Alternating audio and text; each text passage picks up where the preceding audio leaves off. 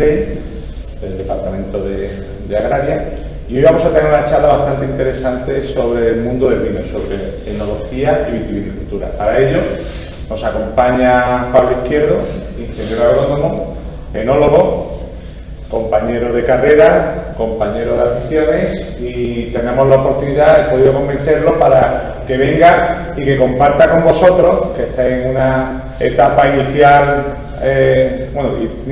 ya estáis algunos ya casi terminando el grado superior, y vamos a intentar mostraros lo que es otra perspectiva de otro sector interesante dentro, tanto a nivel local, que es Córdoba, que tenemos cierta área de vitivinicultura, pero también vamos a intentar mostraros lo que es una amplitud de mente, una amplitud de ideas.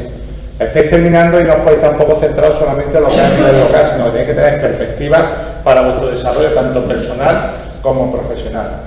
Pablo va a dar una idea sobre lo que es, una idea básica sobre lo que es el mundo del vino, lo que es su empresa. Su empresa es una empresa multinacional, está presente y ha estado presente en todas las bodegas nacionales, son todas las bodegas nacionales, y luego tiene, a nivel internacional, pues tienen, podemos decir, ramificaciones, están presentes en el resto de mercados vitivinícolas del mundo. Es decir, tanto Estados Unidos, Sudamérica, Asia, Oceanía, tienen. ¿Por qué? Porque es una empresa que se ha desarrollado en los últimos 110 años, han ido evolucionando, no se han quedado enmarcados dentro de un sector determinado, y lo que han hecho es que han innovado. Esa innovación ha permitido, pues, llegar a unas características que el mercado está demandando. Y vosotros sois los que, dentro de unos años, tendréis que poner en práctica todo lo que habéis aprendido aquí, más todo lo que vais a aprender. Entonces, la idea de esta charla es que Pablo os dé una idea general de lo que es ese sector, lo podéis extrapolar a cualquier otro sector. El más cercano aquí, pues tenéis el aceite, ¿vale? Tenéis cereales, tenéis lo que estáis viendo, pero tenemos que ampliar mente. Entonces vamos a intentar poder asimilar las ideas que Pablo nos va a exponer. Bueno, y con esto os dejo con Pablo y espero que aprovechéis, y por favor, al final vamos a intentar hacer una mesa redonda, que vosotros nos pongáis vuestras inquietudes, vuestras dudas, vuestra forma de entender lo que vamos a exponer, y seguramente salgáis de aquí un poquito con alguna idea, porque salgáis con una idea de, pues, me he quedado con esta idea, podemos trabajarla, podemos exponerla, pero podemos evolucionar a ella. Aquí en el centro tenéis Agrinet, tenéis muchos recursos para que los podáis utilizar. Bueno, y con nada más, os dejo con Pablo. Muchas gracias. Bueno, muy buenos días a todos. Cuando dije que tenéis muchos recursos, no os podéis imaginar la cantidad de recursos para poder aprovechar lo que tenéis. Yo en mi caso no los tuve. Bueno, y aún así la vida sigue. A ver, yo siempre que digamos estoy con un grupo, digamos, que no conoce mi mundo, porque mi mundo es muy chiquito, es muy pequeño cuando es muy pequeño, es muy grande cuando estamos dentro, pero cuando estamos fuera es muy pequeño. Es una industria en la que las grandes multinacionales, grandísimas multinacionales, quizá os puedan sonar BASF o todas, por ejemplo, la Bayer, todas estas que son las de los productos de agronomía y toda esa historia, ven como un pequeño grano de arena. Pero cuando nosotros entramos dentro de este pequeño grano de arena, es un sector maravilloso, es algo que es muy, muy grande. Entonces, cuando estamos dentro de lo que es el mundo del vino, a mí me pasa, todo el mundo pensamos en, ¿ok? Lo que tengo es una viñita ahí en el monte, en España, y en los países mediterráneos lo que se hacía tradicionalmente era que se tomaba una viña, por ejemplo de Pedro Jiménez, se ponía en la peor tierra que teníamos, que era una tierra muy, muy cálcica, muy, muy seca, y la viña daba algo, y ese algo era una fruta que se podía tomar directamente, pero claro, como era un momento donde lo daba que normalmente viene a ser en el mes de septiembre, puede ser antes o después, tienes poco tiempo para aprovecharlo. Al fin y al cabo es una fruta, y es una fruta perecedera. Por buena suerte, porque si no sería un cultivo muy pequeño, vieron que estos azúcares fermentaban. Y entonces fermentaban y daban una bebida que era interesante para ellos. Quedaros con una cosa. El vino de forma natural, la idea es que da vino. Pero si lo dejas de forma natural, que siga hacia adelante, va a dar vino picado. Va a dar vinagre. Vinagre sería la parte muy buena. ¿Vale? Primero hay una fermentación con Saccharomyces cerevisiae y después hay una fermentación que puede ser con bacterias lácticas o puede haber una fermentación con bacterias acéticas. Si ocurre esto, cuidado. La fermentación con bacterias. Bueno, lo que quiero deciros es que es algo que es consustancial con el mundo mediterráneo. Tú tienes una uva y puedes producir vino. Y eso viene desde toda la vida. Bien, esto ahora mismo queda para los que han estado trabajando bien, y yo le llamo los artistas. Quien sabe hacerlo, digamos, de forma artesanal, va a tener a lo largo de toda la vida, va a tener un mercado el que cuide muy bien su viña, el que trabaje muy bien su viña y el que produzca unos buenos productos. Pero este mercado va a ser... ¿Se escucha bien? Pero este mercado va a quedar, digamos, más pequeño. ¿Por qué? Porque si ahora entramos en un mundo global, hay gente, por ejemplo, hasta ahora era algo consustancial de que todas las familias tomaban vino. A mí, cuando yo era pequeño, con edades que hoy día no se pueden decir, siempre por debajo de los 18 años, ya no tomaban vino. Vale, yo ahora mismo tengo que hablaros a vosotros que yo bebía vino sin alcohol. Hoy día tenemos muchos vinos sin alcohol. Vais a Aldeza, vais al Proxy, vais a donde sea y tenéis varios vinos 0% de alcohol. Es más, por buena suerte podéis tomarlo durante toda vuestra vida. Tiene 0% de alcohol y después tiene todo lo bueno del vino. ¿Qué quiere decir? Que nosotros tenemos que evolucionarnos hacia algo totalmente distinto de lo que tradicionalmente existía. Y esto que os estoy diciendo, solo en los últimos 10 años se ha desarrollado de forma que sea producto totalmente atractivo. Entonces, por eso llamo yo el vino o el producto de la uva que viene del arte o viene del trabajo de los enólogos, del trabajo primero del ingeniero agrónomo en hacer una uva que realmente vaya a ser buena fruta. Esto era cuando nosotros estudiamos. Antes se hacía uva y la uva hacía vino. Mi primer trabajo era pensar en determinar qué uva iba a hacer esa categoría de vino. Entonces, agronómicamente ya se me daba un mensaje: no todos los productos valen.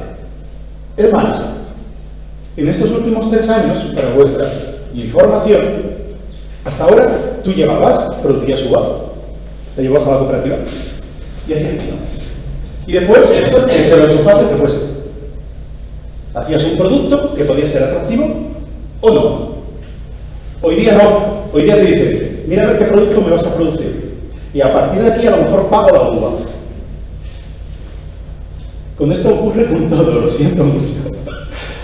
Antes, mi padre, mi abuelo, tenía una uva, producía su vino de la forma que mejor sabía y daba esto digamos, a unos clientes que le pagaban por esto.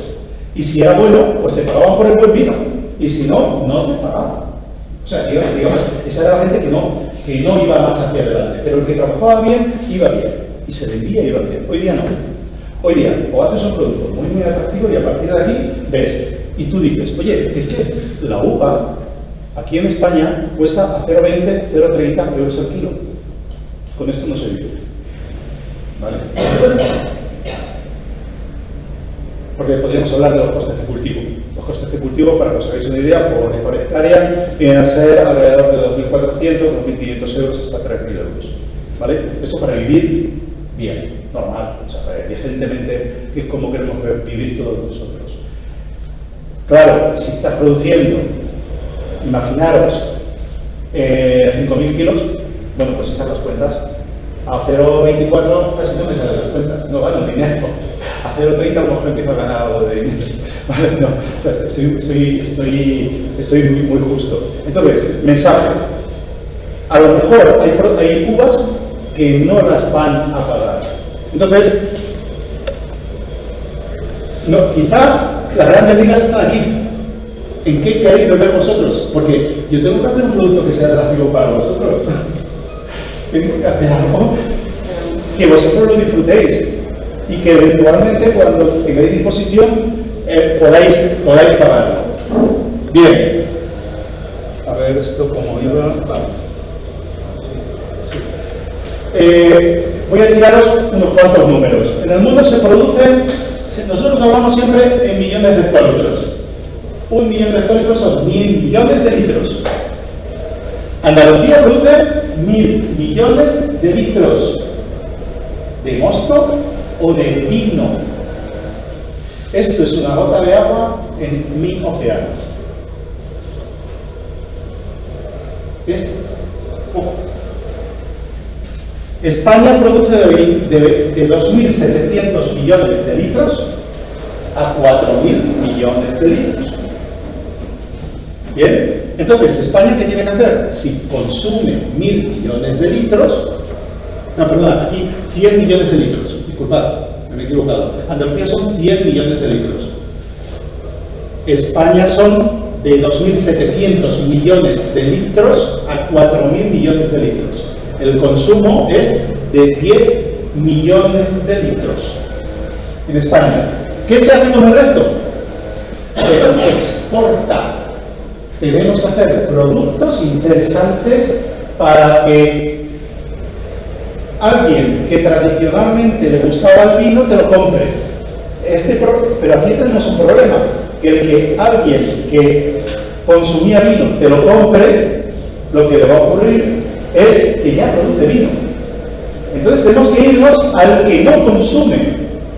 Y al que no consume no tiene una cultura. No tiene cultura de este tipo de producto. Se lo puede tomar o no. Es como la salsa de soja. Para vosotros a lo mejor hoy día culturalmente estáis acostumbrados a tomar un sushi con una salsa de soja.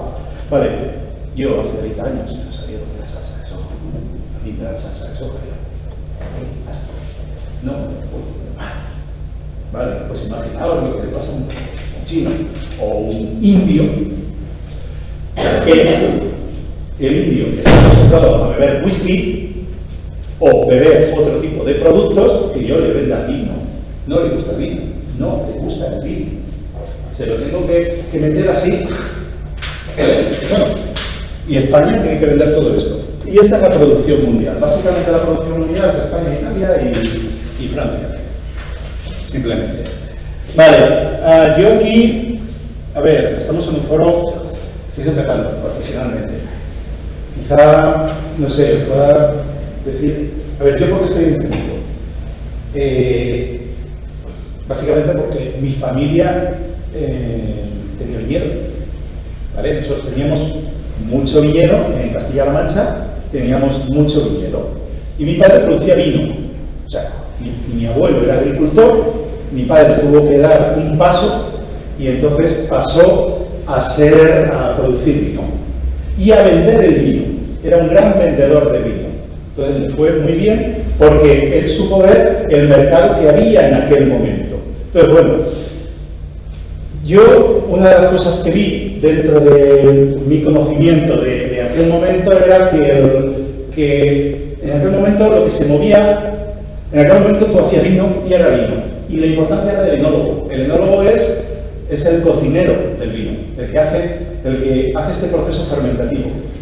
O sea, el que toma la uva, hace el mosto, lo prepara y hace el vino. Esto es el enólogo. Vale, yo decía, si quiero ser enólogo, si quiero ser ingeniero alimentario, previamente tengo que conocer la materia prima. Esto es un concepto que aquí en España o en los países tradicionales no se tiene. pero que tú vas a hablar a Estados Unidos, bueno, yo hago business en Estados Unidos, o voy a hablar por ejemplo, a países tipo Chile, a ciertas zonas, no tanto en Argentina, se habla de fruta. Entonces, tú vas a hacer un grandísimo vino si tú tienes una muy buena fruta. Y el enólogo tiene que ir al viñedo a ver cómo se hace la uva, ya entras en una parte de técnica que hay que aprenderla. En escuelas como esta se aprende, si lo aprovecháis. O sea, si queréis, lo aprendéis. ¿Vale? Pero se aprenden técnicas frutícolas para hacer la mejor fruta. Vosotros cuando vais a comprar fruta, elegís la fruta y os tomáis la fresa, os tomáis la ciruela, la que realmente es aromática, la que realmente tiene un dulzor, una acidez, un equilibrio. Vale, pues yo lo mismo con el vino. Entonces, si yo tengo buena fruta, voy a hacer buen vino. Pero ¿qué pasa con el resto de la fruta? ¿Qué hago? Bien, con el resto de la fruta hay varias oportunidades. Yo dentro del proceso productivo y ya dentro de lo que es la cocina, si yo tengo mala fruta, la tengo que cocinar, la tengo que preparar. Puedo preparar un postre, ¿sí? O puedo preparar algún tipo de comida o algún tipo de ensalada. Y entonces voy a aprovechar este tipo de fruta que en principio no era tan buena. Obviamente, el postre sería mejor si tuviese la mejor fruta. Pero, a ver, amigos, tengo que trabajar con lo que tengo. Entonces, no vamos a desechar esto, porque también hay años malos, ¿eh? Hay años que las cosas no van como tienen que ir. Entonces, bueno, vamos a intentar aprovechar esto. Y esto se hace en la cocina. Si ya no te sale nada de la cocina, lo puedes destilar. Quiere decir que puedes extraer el alcohol y puedes extraer los aromas de ahí y obtener una base de brandy. ¿Vale? El brandy, el coñac, el brandy es la base que viene del vino. Entonces, bueno, ya os he contado un poquito todo. Yo empecé aquí, Escuela de Ingenieros Agrónomos, de aquí. Mirad, se lo he dicho varias veces a todos nuestros compañeros, no hay nadie mejor que nosotros. O sea, no hay ningún ingeniero agrónomo, no conozco a ningún ingeniero agrónomo del mundo mejor que los que hay aquí. O sea, la categoría profesional, del conocimiento profesional que se da aquí, no se da en el resto del mundo. O sea, digamos, de base, si ya nos vamos a la parábola de los talentos, aquí podéis disfrutar de los mejores talentos. Yo aprendí aquí, después hice enología en Madrid, en la escuela de Madrid. ¿Por qué? Porque yo sabía que para ser enólogo tenías que ser muy buen ingeniero agrónomo. Tenías que conocer muy bien la fruta. Y después, como a mí, durante todo este tiempo, hacía 3 meses en vendimias. Lo que os quiero decir ahora es otro mensaje. Si tenéis un sueño, queréis hacer algo, os va a costar. Esto no es como los jueguecitos de ordenador. Yo, por ejemplo, cuando tenía los juegos de ordenador, pues te ponías a jugar y morías, pero morías y morías. Ahora, entras en los juegos de ordenador y tienes más vidas que tienes muchas oportunidades. Bueno, salir, o sea, hay un mensaje, hay que salir de la zona de confort y hay que salir de la zona de confort y no vais a tener muchas vidas. O sea, las elecciones que hacéis, las elecciones que estáis haciendo hoy, de oye, estudio más, estudio menos, me voy de fiesta, no, esto lo paso, no. Estas son elecciones que después son vidas que ya no volvéis a pasar. Yo, en mi caso, renuncié a todos los veranos y entonces me fui a trabajar a Cune. Cune quizá lo conocéis, cuando soy de Rioja, y yo trabajé 5 vendimias allí durante 3 años y allí conocí lo que era la enología del alto nivel. Y eso te posiciona muchísimo todo tipo de trabajo que hagas. Después, lo que me fui es a Huesca, al fin del mundo. Para mí en aquel momento era irme a Australia o irme a Huesca. Huesca quería decir que estaba a 856 kilómetros de mi familia, a 857 kilómetros de mi novia. Esto es duro, ¿eh? 5 años. 5 años en el destierro. mejor trabajo del mundo. Tenía un trabajo precioso. Yo en aquel momento era el ingeniero agrónomo y enólogo que controlaba, por eso decía antes, que decía, yo era viticultor, porque yo controlaba 730 hectáreas. Era el ingeniero agrónomo que mayor extensión de viñedo en aquel tiempo digamos, controlaba directamente. Yo tenía trabajando conmigo 5 ingenieros técnicos y después 100 trabajadores en general. Y aprendí mundología. Esa es una cosa que no se aprende aquí, pero hay otra parte que se aprende fuera, la parte de la mundología. Y también aprendí muchísimo de viticultura. Yo tenía 15 variedades totalmente distintas y tenía que hacer, mi primer trabajo era, me llegó mi jefe y me dijo, mira, estamos vendiendo estas 15 marcas de vino. Dime qué viñedo va para cada uno y dime cuáles tengo que descartar. Y tengo este vino que estoy vendiendo tanto y quiero aumentar un 20% al año. Dime qué terrenos tengo que arrancar y poner eso. A ver, el arrancar viñedo es dificilísimo. O sea, es dificilísimo, pero más desde un punto de vista moral, porque estás arrancando un trabajo de varios años. Esto es dificilísimo, cortar un árbol es dificilísimo. Pero de vez en cuando hay que tomar decisiones. A mí en algún momento me llamaron a tila allí, porque yo llegaba y había variedades que me decían, no, variedad autóctona, moristel y tal. Esto es una mierda. No me gustaba. La variedad no era una mierda. La mierda era el que no sabíamos vender esa fruta. Sin embargo, esa mierda, si nosotros la desubicábamos y desde el punto de vista técnico nos la llevábamos a otro sitio, hacía un vino increíble. El problema era que en el entretiempo se había trabajado mal con el viñedo, o sea, con esa variedad.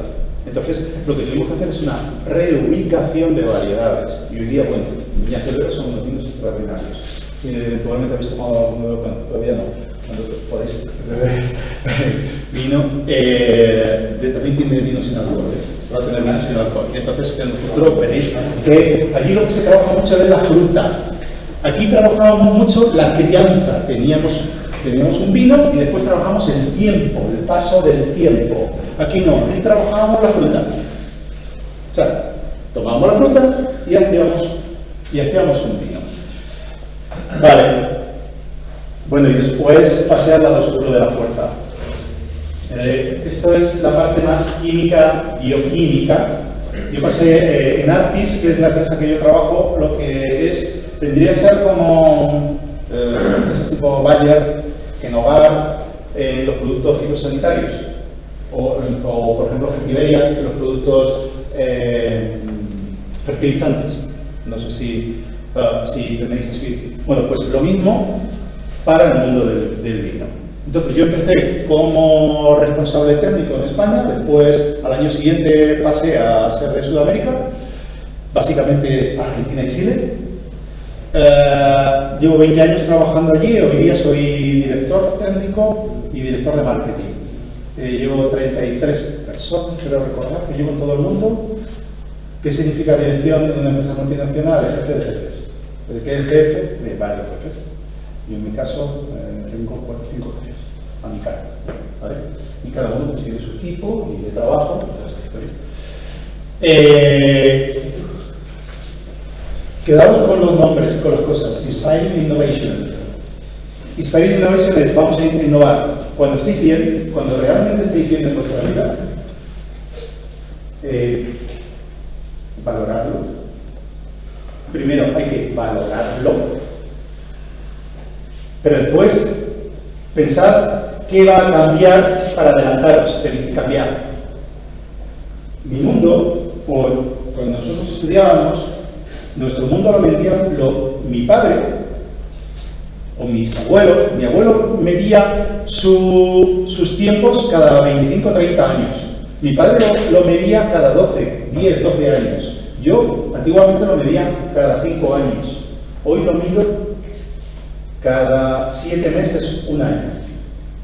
Es como mido el tiempo. Va muy deprisa. Cambia todo muy deprisa.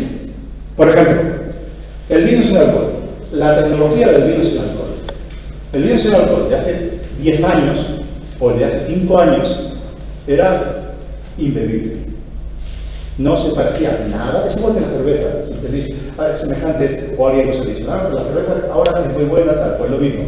Hoy día hay una tecnología del vino sin alcohol increíble. ¿Esto en cuánto ha cambiado? 6 meses. 6 meses. 6 meses. Entonces, lo que quiero decir es que el mercado va muy deprisa. Mi empresa es una empresa familiar, hay una familia, hay un señor Nuri, que es el señor que puso el dinero para tener esta multinacional, y nosotros somos Inspiring Innovation, y nosotros somos líderes del mundo. Quiere decir que somos una empresa de las 9, 10 empresas que hay, de la que más vende, ¿vale? Hoy día en el mundo. Básicamente quedaros con las palabras, porque muchas veces cuando tú haces una empresa, o cuando tú te incorporas a una empresa, fijaros a qué se dedica realmente. O sea, esto ya desde el punto de vista profesional. Fijaros a qué jugáis.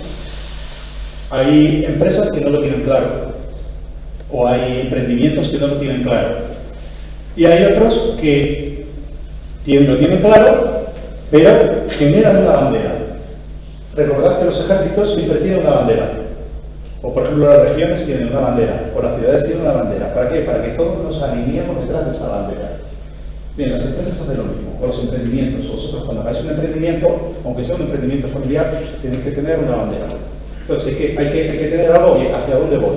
Entonces, la bandera para nosotros es la Inspiring Innovation. Tenemos que estar innovando. O sea, a mí se me mueve la silla, se me mueve todos los días. Todos los días tengo que pensar en qué, iba a decir moño, voy a hacer al día siguiente. Y los míos también. Y tengo que mover a todos los míos para que hagan esto.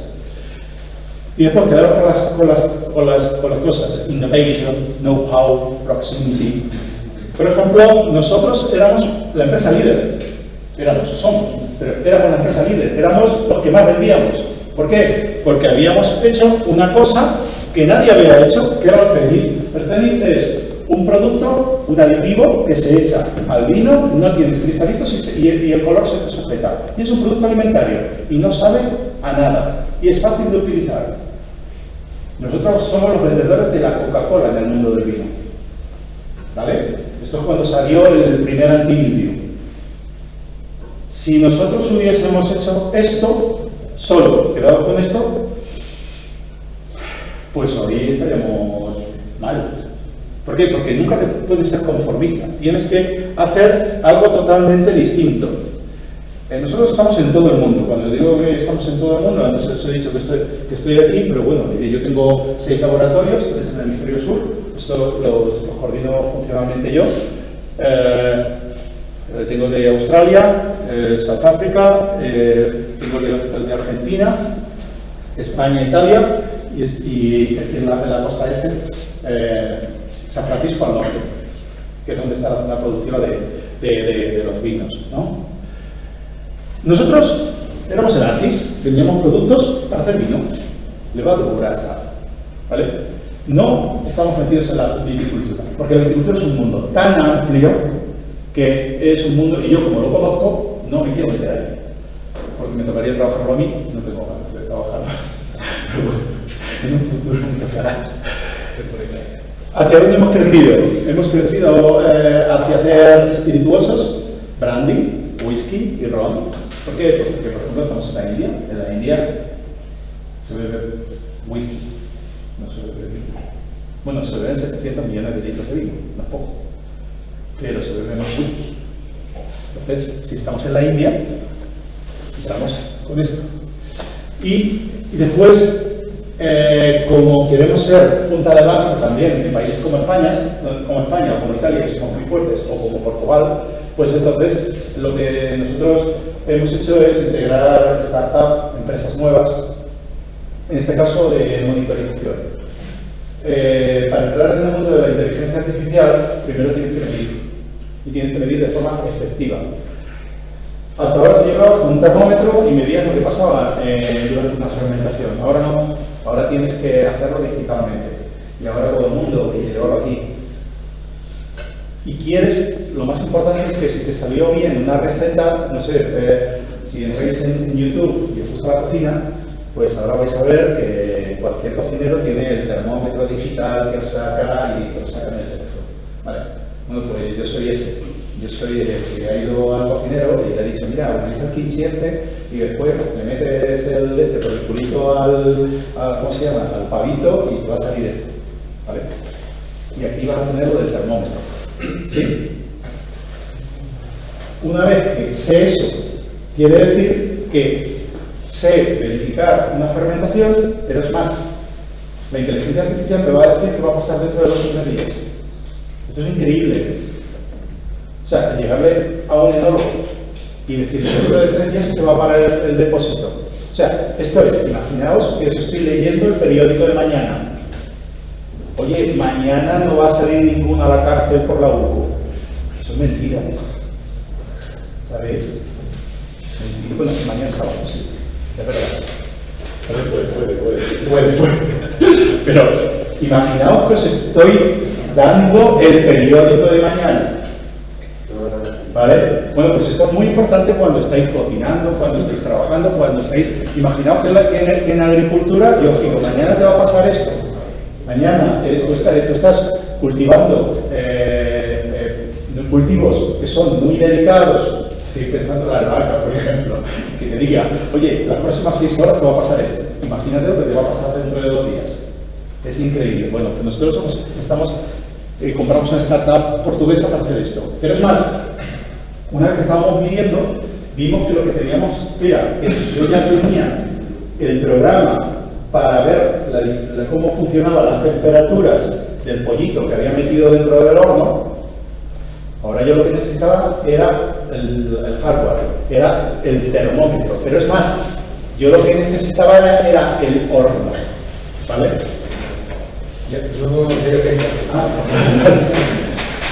Bueno, entonces lo que hicimos fue comprar una empresa que nos hiciese los, ¿cómo se llama? Es que me sale en italiano, Bimbi. El Bimbi es la Thermomix, el robot de cocina. Vale, pues compramos la empresa que te hacía el robot de cocina. ¿Vale?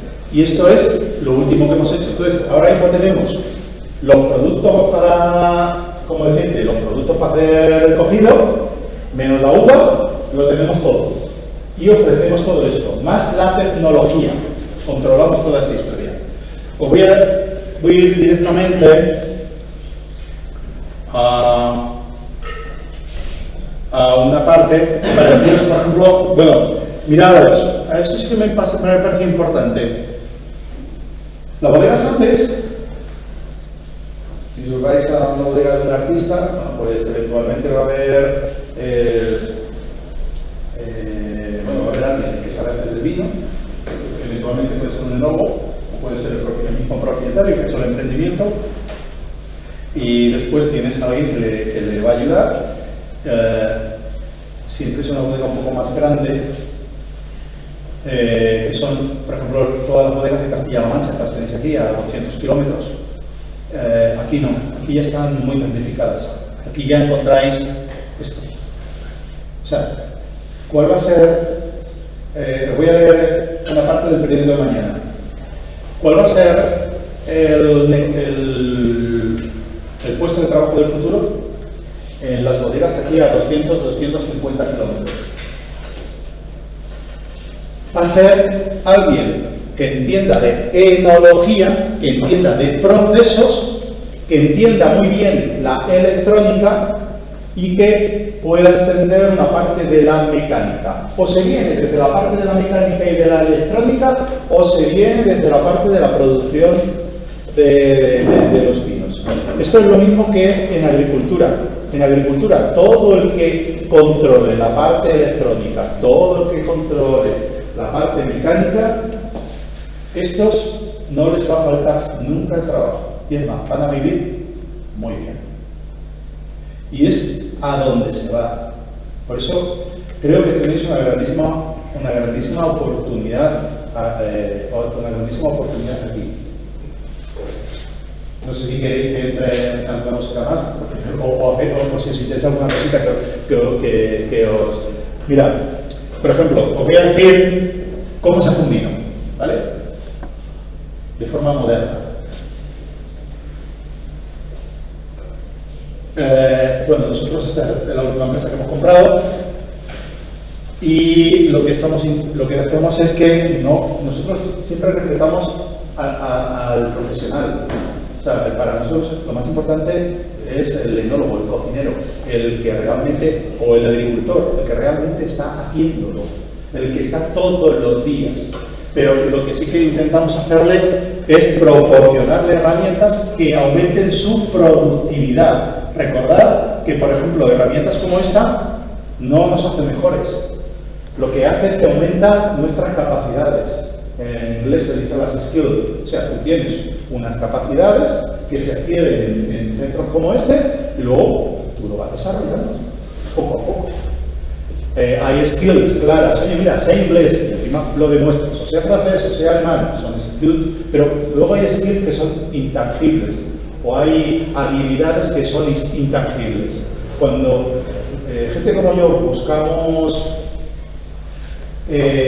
compañeros para que trabajen con nosotros, colaboradores, o buscamos a alguien, cuando estamos buscando a alguien para trabajar, porque nos fijamos en eso. Ok, primero tienes que tener unas habilidades demostradas, o sea, siempre piensas, oye, tienes que tener este ciclo de formación, tienes que tener este grado universitario, pues, pero después es muy importante qué sabes hacer. En realidad, bien, está todo perfecto. Esto hace que empecemos a hablar. Pero ahora, dime qué sabes hacer y qué sabes hacer bien. Entonces, esto, pienso que aquí tenéis muchas oportunidades para tenerlo. No sé, mirad, por ejemplo, os voy a decir cómo se hace un vino, no desde un punto de vista artístico, sino desde un punto de vista... Yo cuando pienso en vino, yo no pienso... pienso en qué producto, en qué vino voy a hacer. Esta lámina ayuda a entenderlo. O sea, nosotros hablamos con el enólogo y empezamos a diseñar el vino. El ejemplo del rosado es muy sencillo. El rosado, por ejemplo, aquí en España no se consume, pero en el resto del mundo es un 8% del consumo. Es mucho, es más fácil. Y es lo más difícil de hacer. Entonces, primero definimos el tipo de color. Y ahora veréis, después definimos el olfato y después definimos la boca. Si está más ácido o no, lo que os explicaba antes de la fruta. Entonces, a partir de aquí, y en base a un diseño de vino, pues entonces nosotros elegimos el color. Y elegimos el color así. A ver, que ya nos hemos olvidado de que yo he producido, ¿sabes? He hecho este filete que lo tienes que comer, ¿no? Yo he hecho esa experiencia. No sé si me entendéis, si es un restaurante y a nadie habla de que te he hecho flamenquín. No, mira la experiencia que vas a tener. O vas a tener te pones unas florecitas encima del flamenquín. ¿Qué coño tiene que ver unas florecitas encima del flamenquín? Vale, pero lo que hace. Cuando piensas en el color, parece como que estás comprando pinturas. O sea, es que esto va a pasar cuando produzcáis fruta. Os van a pedir el tipo de calibre, el tipo de olor, de sabor y el color. Y vas a decir, ¿qué quieres que haga? Que te la pinte, no te la puedo pintar. En el caso del vino, sí, no es pintarlo, pero sí que puedes definir matices. Y ahora, cuando te piensas que has cogido el color, esto quizá alguna de las mujeres lo entiendan, entramos ya que si es blues o que si no es. Y aquí te quieres tomar. Es muy complicado. Entonces, después sí tienes productos como este que está en el mercado, que es un vino de la cooperativa de la Seca, de Rueda, que te produce ese tipo de producto. Después tienes que elegir el olor y el sabor. ¿Esto cómo se hace? Básicamente con las levaduras y después con técnicas de trabajo. Y aquí eliges el perfil. Si quieres un perfil frutal, si quieres un perfil floral, más caramelo o más biólico es fresco, que huela a cítrico, que huela a pomelo.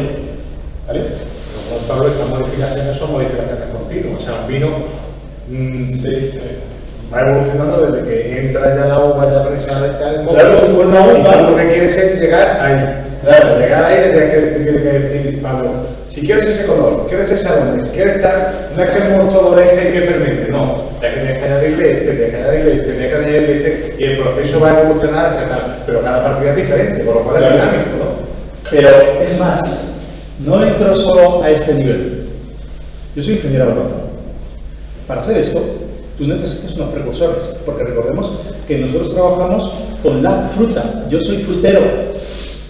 Yo no soy enólogo. Yo primero fui frutero. Entonces, para hacer este tipo de vino, yo lo que necesito es una fruta que tenga una acidez y unas características, por ejemplo, en este caso concreto, de baja concentración de azúcar. Para hacer esta tipología de vino necesito mayor concentración de azúcar. Entonces, el punto de maduración para mí es muy importante. O sea, fijaos a dónde entramos. He empezado la conversación. Antes yo producía y yo te la soltaba ahí en la cooperativa y tú hacías lo que tú querías.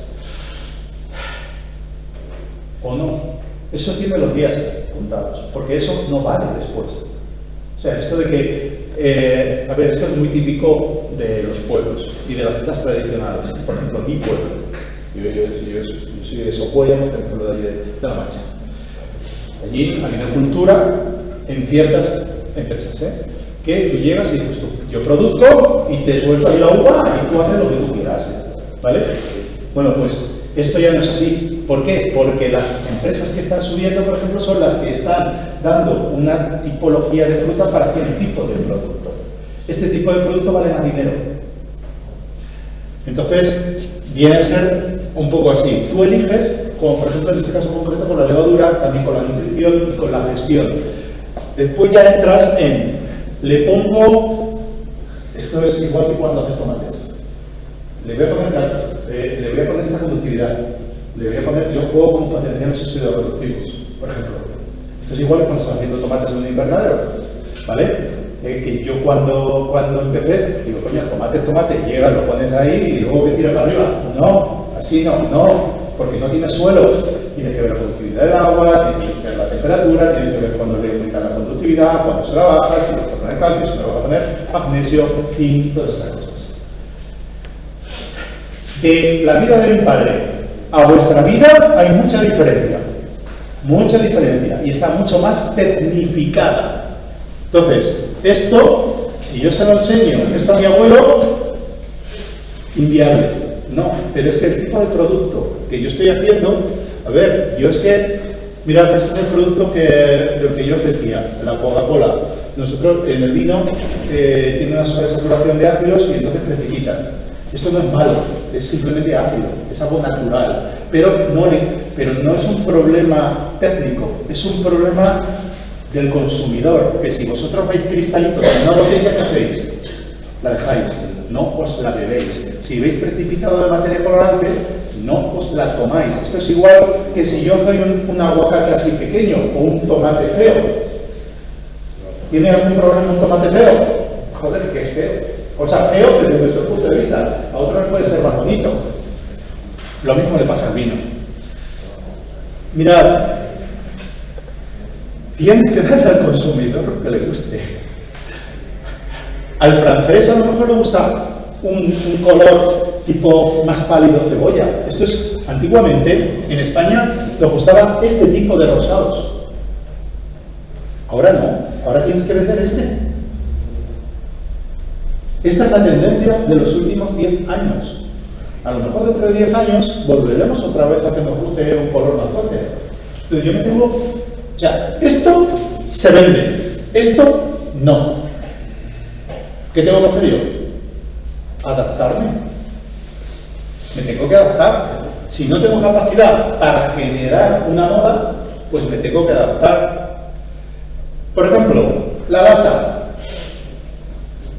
La lata es lo más difícil del mundo. Tener vino en lata bueno es muy difícil. Entonces, si yo quiero tener vino en lata, por ejemplo, os invito a cuando tengáis edad, bueno, también hay sin alcohol, que podáis tomar el Peñascal. Este es un grandísimo producto, pero tiene unas pautas técnicas. Mi padre, en 1980, le ofrecieron meterse en un negocio para vender vino en lata a Estados Unidos. Menos mal que no se metió, porque es que el vino tú lo metes en lata y por sus condiciones, a diferencia de... Bueno, ahora os puedo poner un ejemplo. Se pudre, huele mal. Pero si haces ciertas cosas, no pasa esto. Esto pasa lo mismo que la cerveza. Si tú la produces, o la sidra, si tú la produces de una forma y lo metes dentro de una lata, te va a oler a huevos podridos. Hay algunas marcas de cerveza, que no las voy a decir aquí, que huelen un poquito más que otras. Y hay otras que no huelen a esto. Lo mismo pasa con otro tipo de productos como es el vino, la kombucha y todo esto. Y termino. Vino sin alcohol. El vino sin alcohol, ¿cómo se hace? Ya hemos hecho el vino, ¿vale? Ya tenemos hecho el vino, como lo hemos hecho antes. Tenemos los aromas y todo esto, ¿vale? Y ahora, ¿cómo hay que hacerlo? Se tiene que hacer una destilación. Si vosotros sabéis lo que es una destilación, la destilación es, tú metes... el otro día estaba viendo la película del perfume. Voy a hacerlo con cómo se hace un perfume. Tú metes agua, metes las rosas, metes la lavanda, empiezas a meterle fuego, salen los vapores con los aceites esenciales y estos aceites después los recoges. Con el vino hace lo mismo, sube el alcohol, se queda el agua y suben los aromas y después tú recoges esto y haces un brandy. ¿Qué problema tiene esto? Que tú haces un rosado con estos aromas a pomelo, tú los haces pelota, los destrozas. ¿Por qué? Porque se degradan cuando tienes altas temperaturas. Moraleja, si tengo un tomate y quiero que me huela a hoja de tomate, como le casque el sol de la tarde, no va a oler a hoja de tomate, va a oler a otra cosa. Lo mismo le pasa a la uva y le pasa a la fruta, ¿vale? Bueno, pues para hacer eso hay otras técnicas que tienen que ver con la química, eventualmente en algún momento se hayan enseñado que la presión y el volumen es dependiente, digamos, de la temperatura. Si tú bajas la presión de donde estás haciendo esto, pues entonces con poquita temperatura ya va a ocurrir esta destilación. Y esto es muy importante, porque cuando tú estás trabajando a menos de 35 grados, estos aromas no se degradan. Entonces tú puedes después recoger estos aromas y hacer un vinazo, un vino muy rico después. Y hoy día tenéis vinos que son riquísimos, no sé, un Naturio de Torres es una esta, los Wine, los Emina, los Freixenet, y tenéis unos vinos sin alcohol que son extraordinarios. Si tenéis alguna pregunta, encantado. Quizá os he sacado mucho de vuestra zona de confort, ¿no?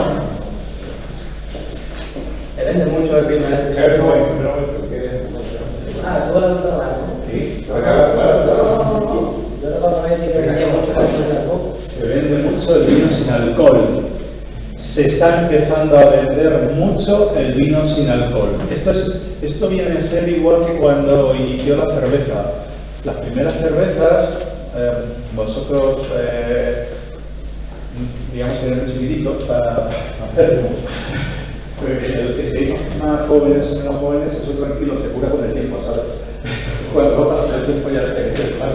Tener más experiencia. y muy rápidamente. Y muy rápidamente. Bueno, este es otro tema, efectivamente. O sea, cuando yo haga la referencia a la edad, desde un punto de vista positivo, no lo entendéis mal. Y envidia. Envidia, pues no te la Bueno, tu pregunta es muy clara. Se vende mucho, podría dar información de hoy día es nada, casi nada, ¿vale? ¿Se va a vender mucho? Sí. ¿Por qué? Porque está mejorando la tecnología. Porque en 6 meses ha mejorado mucho la tecnología. Porque en 6 meses yo ahora mismo te diferencio muchísimo, veo mucha diferencia de vinos. O sea, de un producto, o sea, ahora vamos a hablar de productos, pero son vinos, legalmente son vinos, vinos sin alcohol. Existe el vino 100% sin alcohol y el producto a base de vino, que es tomas el vino sin alcohol y después lo mezclas con agua. Esto también hay mucho, no está mal, también están de latas y todas estas historias. Son productos que son bastante buenos. Va mezclado con melón, va mezclado con varias historias. Ahora mismo el mercado es muy pequeño, pero es al igual que hace 15 años con la cerveza. La cerveza sin alcohol, ¿cuánto se vendía? Nadie. Ahora mismo es un 14% de las ventas. La cerveza en España es un 14% de las ventas. La cerveza, por ejemplo, en el mundo sin alcohol está por debajo del 7%. Las mejores cervezas sin alcohol del mundo están en España. Están en España con mucha diferencia. Bueno, tienes estas, tienes todas las marcas han evolucionado muchísimo. Lo que está pasando aquí, hoy por ejemplo en España hay 5 plantas de producción de vino sin alcohol. Hace 5 meses había 3, ¿vale? Por ejemplo, los primeros que empezaron fue Bodegas Torres, allí en la Central de Menezes, que está cerca de Barcelona. Ellos empezaron hace 12 años, yo ellos los he seguido y empezaron con todas las dificultades del mundo. El producto que hacen es este, es Naturio. Insisto, estas calidades os invito a probar. Es un producto buenísimo. Voy a beber en Navidad de vino sin alcohol. ¿De vino sin alcohol? Claro que sí. No pegan para Navidad. Bueno, yo tengo que decirte que sí que pega para las Navidades. Entonces, estos son los que más experiencia tienen, porque la experiencia también es un grado. O sea, cuando vosotros empecéis a tener más experiencia cada uno en lo vuestro, vais viendo que cada vez vais a ser mejores. ¿Vale? Vais a ser mejores. Entonces, en este caso concreto, hoy día es un mercado muy residual. La pena es que no vamos a encontrar vinos muy malos. Hoy día hay un 60% de productos que personalmente no comparto, pero un 40% son buenísimos. Yo creo que el próximo año voy a hablar de un 60-40 y creo que dentro de 4 años voy a hablar de un 95 bueno, muy bueno, y un 5% malo. Y esto es una buena noticia. Y para todos, entiéndeme. Buenos días, gracias por la ponencia. Lástima que sea tan cortita porque seguramente tengan mucho que contarnos y tendremos mucho que aprender. Tenía un par de preguntas. Si tienes constancia o existe algún movimiento de mercado que tienda a buscar a aquellos países que por su religión, aunque antes mencioné a la India, que tiene el Estado árabe, que por su religión no estén bebiendo vino y obviamente África y los países musulmanes son un mercado por explorar. Ese movimiento existe, eso por un lado. Y por otro quería preguntar también, que antes has citado, creo que textualmente, si yo no tengo la capacidad de generar una moda, tengo que irme a lo que es tendencia. ¿Quién tiene capacidad de crear moda? ¿Por qué las modas fluctúan? A mí, yo soy un aficionado al Montilla Moribe y sé que era un vino victoriano, que lo veían los ingleses y que tenía una reputación, pues eso, de los ingleses que eran. Hoy ya no, hoy es un vino de abuelos de cadena y de algunos nostálgicos. Cuéntanos algo sobre esa pregunta, por favor. Bueno, a ver, hay mercados que evolucionan muy rápidamente. Además, en nuestro caso lo podéis ver, digamos, con la generación de jóvenes que vienen a estudiar, cada uno son totalmente distintos y existe también una evolución. Bueno, pues lo mismo con las tendencias. Las tendencias, normalmente la marca Estados Unidos. Estados Unidos te dice lo que tienes que beber. O Inglaterra te decía lo que tienes que beber. ¿Vale? Ellos son los que te marcan, puedo hablar, ellos son los que marcan las tendencias. En el caso de los vinos sin alcohol, empiezan a ser realmente buenos en un mercado grandísimo, obviamente, en países que sea por su, básicamente deben ser países musulmanes, pero algunas casas también de la India que no pueden tomarlo, o algún otro tipo de religiones. Por ahí va a ir. Pero quien marca realmente las tendencias es Estados Unidos, pero para todo, Pensar que todo esto de la tendencia, me refiero a la línea WOC o línea saludable, o sea, tienes que ver, hay una cosa muy clara y es que vuestra generación bebe menos alcohol que la nuestra, ¿vale? Y eso se nota muchísimo. O sea, en todos los sentidos. Después sí que es cierto que en otros países está creciendo mucho el consumo de los espirituosos. China, por ejemplo, países asiáticos, se beben muchos espirituosos. Sin embargo, en países o África está aumentando mucho el consumo allí de espirituosos. África también está aumentando mucho el consumo de vino, también. ¿Vale? O países de Centroamérica, pero quien marca la tendencia es básicamente Estados Unidos. Estados Unidos dice el tipo de vino que tienes que tomar, pero lo que pasa es que son modas. A ver, te marca una moda y es un boom. Hace 5 años era el Pinot Noir. El Pinot Noir es, para que os hagáis una idea, es un vino tinto pero muy finito, muy finito en boca, muy fresco y muy ácido. Y hoy día aquí encuentras vinos de esa tendencia en el mercado. Nosotros sí me compré un par de vinos de estos para ver hacia dónde iba. A lo mejor no le gusta a todo el mundo, pero hay momentos que sí que te gusta. Mira, por ejemplo, en el caso de la Montilla Moreles o el Jerez, a mí es algo que me duele en el alma. Yo he vivido aquí en Andalucía menos 15 años de mi vida, el resto he vivido aquí. Entonces, mi familia es de Sevilla, andaluza. Ok. A ver, el Jerez a mí me duele en el alma, y aquí lo saco. ¿El Jerez qué es? Tú haces un vino base. Hay diferencia por zonas, diferencias notables. Después existe, se le cabeza o no, en función del grado alcohólico que tenga, y después hay un trabajo de crianza. El producto, la variedad de los Jiménez, a diferencia del Palomino, es totalmente distinta. Y creo que es más moderna. Es más moderna porque tiene una tipología de polisacárido que da un dulzor increíble a este vino. Un dulzor natural, que viene por las pectinas, no viene por el azúcar. Esto es valorable. Todo lo que sea dulce y no venga por el azúcar es bueno. A diferencia del Jerez, que es más seco. Bien, tú ya tienes una diferencia que hoy día es mucho más atractiva. Pero tienes un problema, que tienes 15% de alcohol. Yo no puedo beber 15% de alcohol. No me sienta bien. Me encanta el Jerez, pero me tengo que tomar, me encanta el Jerez, pero tengo que tomar poco.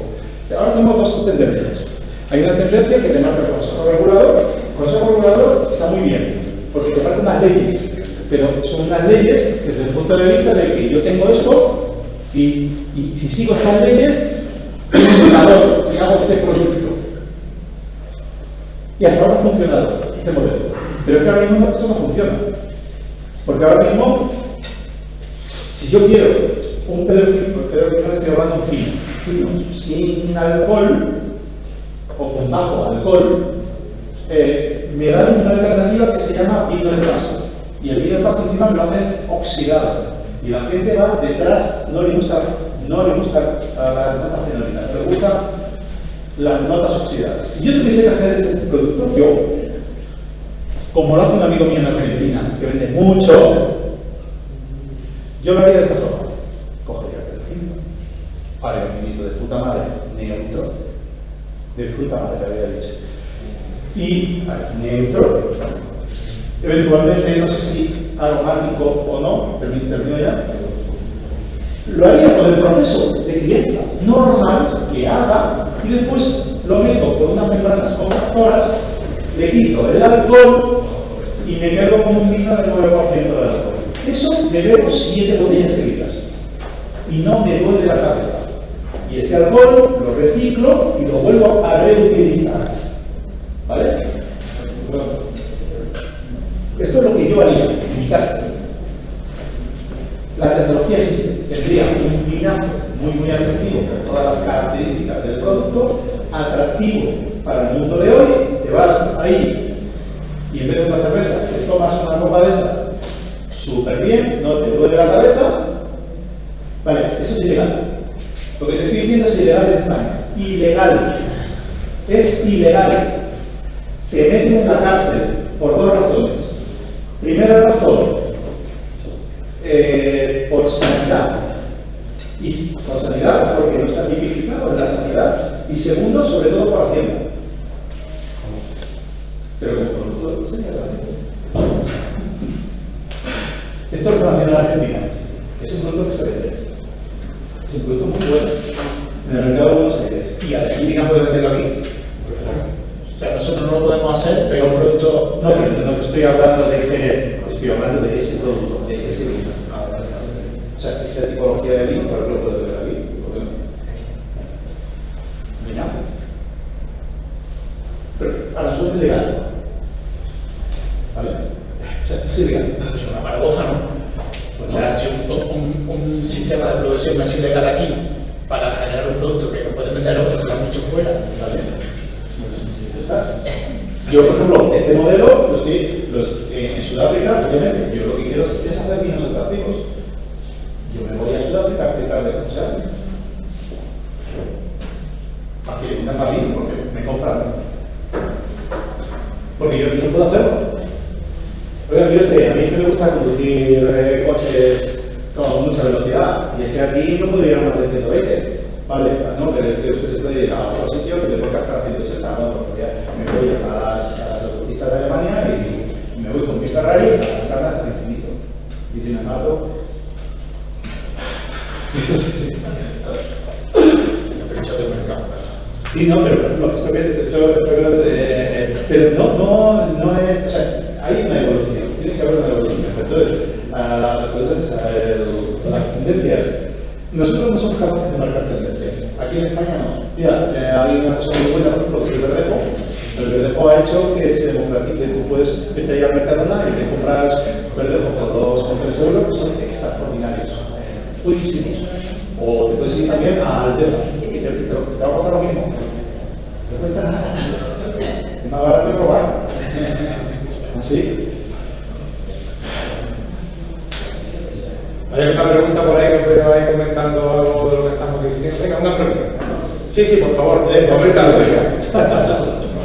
No, tú me estabas hablando, comenta la pregunta. Y si el vino te dice que está bueno y se puede tomar solo, porque hay muchas tendencias de mezclar con el perrito y el Bien. Es una tendencia buena. Para mi punto de vista es una tendencia. El bueno o malo. Mira, recuerda lo que hemos estado hablando.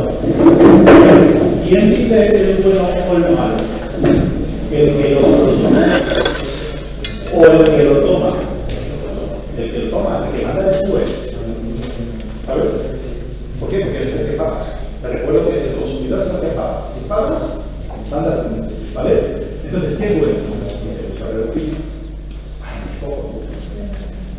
¿Tú qué es lo que estás haciendo? Estás haciendo eso que estábamos hablando desde un punto de vista técnico. Lo que estás haciendo es hacértelo tú porque hay otro que no lo está haciendo. ¿Vale? Y estás reduciendo el grado alcohólico. Lo que estás haciendo con el rebujito es que pasas de un 15% de alcohol a un 3,5 o 4% de alcohol. Estás haciendo una cerveza. Y te estás haciendo un producto que para ti es agradable. Entonces, para mí es una tendencia que es lógica. De hecho, ahora vais a empezar a ir vais a todos los lineales, pero vais a encontrar eso con sobre todo aquí en España se ha mucho más moda del 5.5, que vino detrás de la de los lambruscos. Aquí estas tendencias lo que tenéis que tener cuidado es con la concentración de azúcar. ¿Vale? Porque ahora ya no entramos con el tema del alcohol, es el tema del azúcar. Pero bueno, fuera de lo que es el tema del azúcar, ya todavía también se puede utilizar el tipo de edulcorantes o no. Pero para mí son tendencias 1000 por 1000 válidas. Hay una tendencia que es, quiero productos con menos alcohol. Quiero tomar, pero disfrutar del momento. No tengo ganas de emborracharme. O sea, sí, yo tomo cubatas. Claro, igual tú no, pero yo sí. Que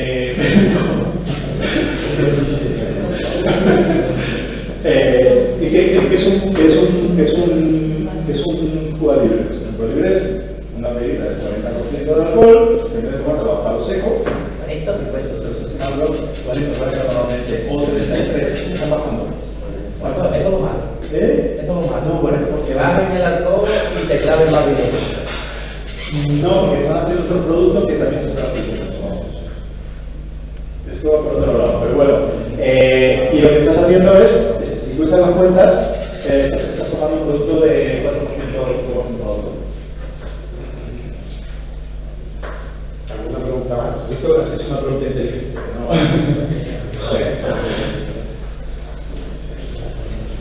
Algo sobre vuestra situación académica, algo que queráis. Yo tengo alguna pregunta, hombre, tengo muchas preguntas, hemos hablado anteriormente antes de que hayáis vosotros. A mí realmente este sector y lo que habéis puesto al alumnado me ha parecido bastante formativo. Como profesor del centro, tú como profesional en el sector, que hayas dado varias pinceladas sobre su futuro. Te voy a hacer una comparativa porque a mí realmente me ha llamado la atención porque aquí sé que hay algunos que trabajáis con el tema del gas, el tema de aceites. ¿Tú crees que esta tecnología a nivel de aceite llegará a un momento en el que tú tengas tu aceite, quieras tu acidez, quieras tu color, quieras que sea turbio o quieras que tenga unas características determinadas y eso llegará? Vale. Con el aceite, la vía es un poco distinto porque tú con el aceite no hay un proceso fermentativo o no hay un proceso de añejamiento. A ver, en el vino hay tres fases. Uno es la fruta, como os he dicho, yo le doy mucha importancia porque soy ingeniero agrónomo, porque nací aquí con estas cosas. Otra es la segunda fermentación y otra es eventualmente la crianza si existe. Como yo os he dicho antes, yo trabajo en una empresa que se llama Pune, que allí llega vinos de crianza, vinos que pasan más de 3 años. Nuestra base era la crianza. Después trabajé en otra empresa que era solo buscar la fruta desde esto, pero había una fermentación por medio. En el caso concreto del aceite, aquí nos tenemos que concentrar en la fruta, pero 100% fruta. Lo que sí que creo yo, o sea, a ver, yo estoy emprendido con 45 años. Y fue, a ver, mi familia, mi mujer son de trigo. Decir en Córdoba, bueno, tengo que decir que somos los mejores aceites del mundo. Córdoba, antes hemos dicho, 1.000 millones de litros se hacen se consumen de vino en España. Se producen 4.000, ¿vale? 1.000 millones de kilos es la producción del aceite de oliva español. Y es el 50%. ¿Vale? O sea, el consumo de vino de España es la producción de aceite de España. ¿Vale? O sea, para que os hagáis una idea. Y casi todo el negocio está en Córdoba. O sea, el dinero, ¿dónde se maneja? En Córdoba, no en Jaén. En Córdoba. Entonces, esto es importante saberlo.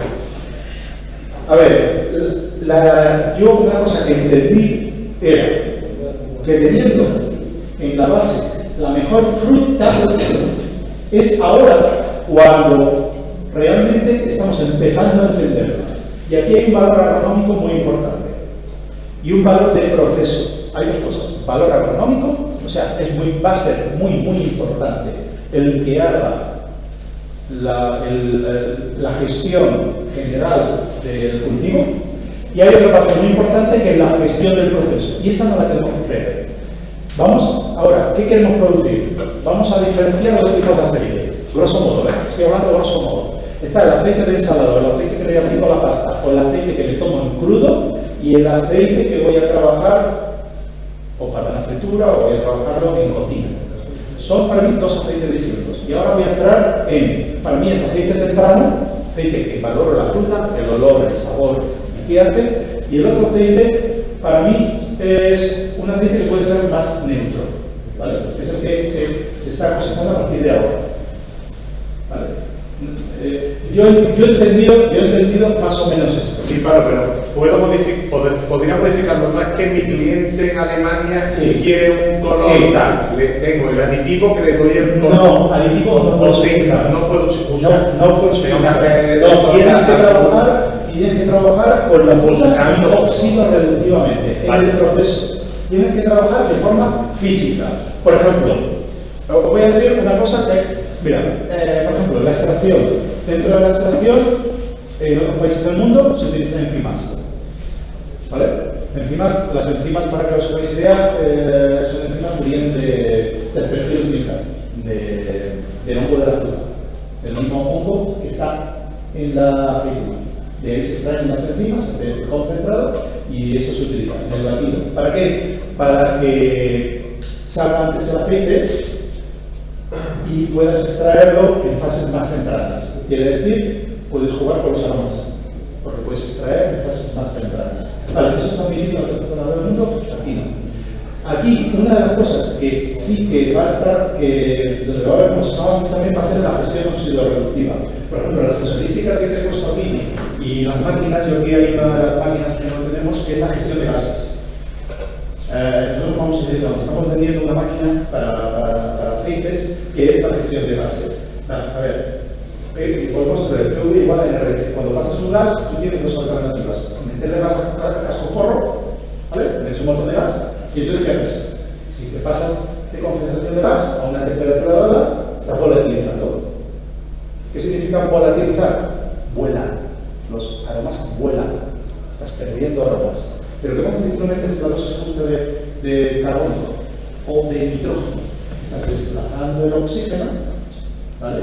No tienes posibilidad de oxidación de esto y entonces estás manteniendo tu aceite con una capacidad oxidorreductiva muy baja. Quiere decir que tus aromas no se te van a oxidar, sea en el transporte o sea en la base.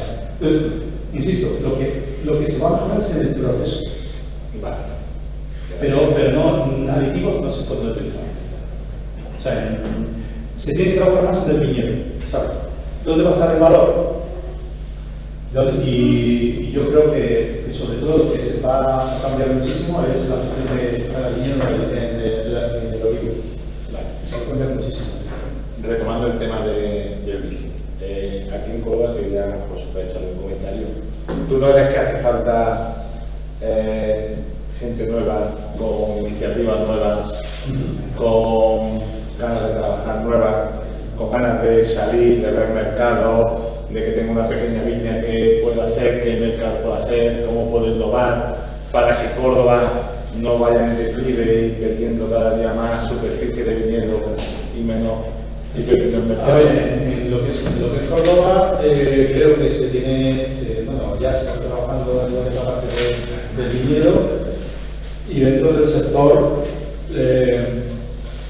tenemos que salir un poquito de la parte artística y pensar un poco más en el consumidor, que es el que te lo va a mostrar. De hecho, hay ya una pequeña bodega o así que está pensando en esto. Y luego también va a haber una evolución. Córdoba ha tenido muchos años en que no ha habido mucha evolución. ¿Vale? Entonces, a Jerez le ha pasado lo mismo, no ha habido mucha evolución. Entonces, no han estado detrás del consumidor y por esto por lo que eventualmente ha podido caer. ¿Se puede retomar esto? Yo creo que sí. Creo que sí. Sea en el campo, pero sobre todo a nivel de la estructura. Antes te decía un comentario y es, por ejemplo, en Castilla-La Mancha, el negocio, a ver, para deciros, aquí se hacen 14 millones de litros, en Jerez en total se hacen menos de 100 millones de litros, como hemos dicho antes, en Castilla-La Mancha se están haciendo 2.900. Hay una ligera diferencia. Allí faltan profesionales. O sea, faltan profesionales a todos los niveles. Faltan profesionales, pero profesionales cualificados. Porque profesionales y profesionales. Pero profesionales cualificados no hay. Está la escuela de ingenieros agrónomos en Ciudad Real, por ejemplo, que tienen una bodega increíble y unos medios extraordinarios les estamos pidiendo gente, las empresas. Todos los años entran 12, pedimos 40. La demanda creo yo que está alrededor de 25. 25 en Castilla-La Mancha. 25 personas. Eso es mucho, ¿eh? Es mucho para un sector tan pequeño, ¿eh? No sé, os digo números. Por ejemplo, en Italia hay una demanda de 500 al año, 500 profesionales al año, 600, y se producen 3.200 profesionales.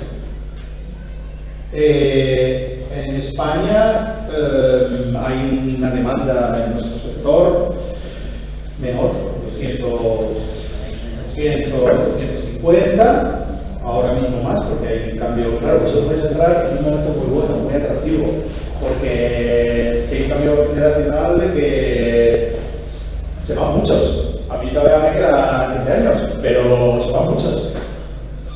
¿Sabéis? Es que se van muchos. Entonces, si os formáis bien y tenéis un poquito de ambición y elegís bien vuestro sector, vais bien, vais muy bien. Pero tenéis que formar. Si sois normales, vais a competir con el que no tiene formación. Si os formáis, precario. Seguro, vamos, con un poquito de ambición. El ejemplo que ponía antes de... Esto me llamaba la atención, pero es cierto. El ejemplo de los juegos de ordenador. Es así, o sea, yo llegaba, jugaba y me mataban y no tenía vidas. Ahora mismo tienes 20 vidas. Y dices, muchas oportunidades. O sea, y si no, parece como que estás ansioso, oye, que no tengo vidas. Oye, no, es que la vida no te da muchas oportunidades. O sea, yo he tenido suerte y a mí me ha ido bien. Pero hay otro que no. Es decir, pero eso es lo bonito. Esa es la vida. Esa es la vida. Bueno, Pablo, yo creo que agradecerte la ponencia, que ha sido bastante informativa. Agradecerte que sepas tener las puertas abiertas para cuando quiera volver o necesites que hagamos cualquier tipo de proyecto de innovación, porque lo tengas cerca de tu casa, no porque sea rentable. No, nada, ya lo sabemos. Vale, pues muchas gracias.